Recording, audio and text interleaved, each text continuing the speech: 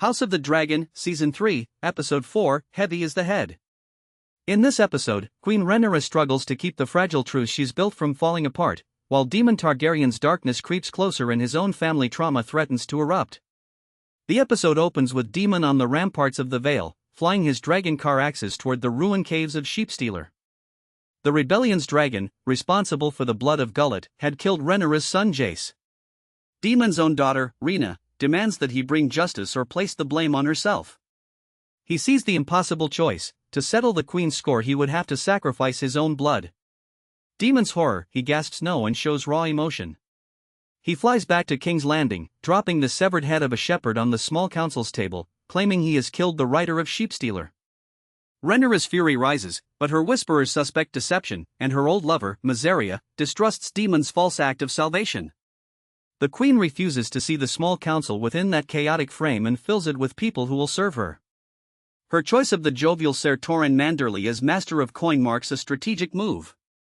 Ser Torrhen is more match for a scapegoat if the coin runs low.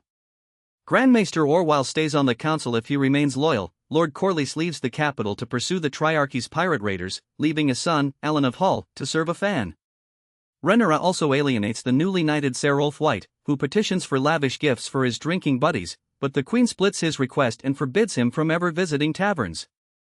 The episode ferries between Daemon's internal battle and Rhaenyra's cunning political moves, leaving us to wonder how the newly formed alliances will hold up.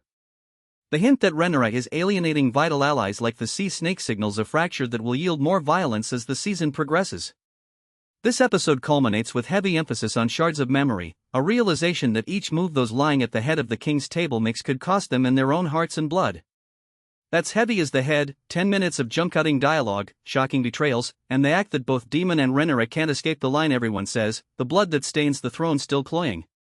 It's a complex clash of personal morals and political survival.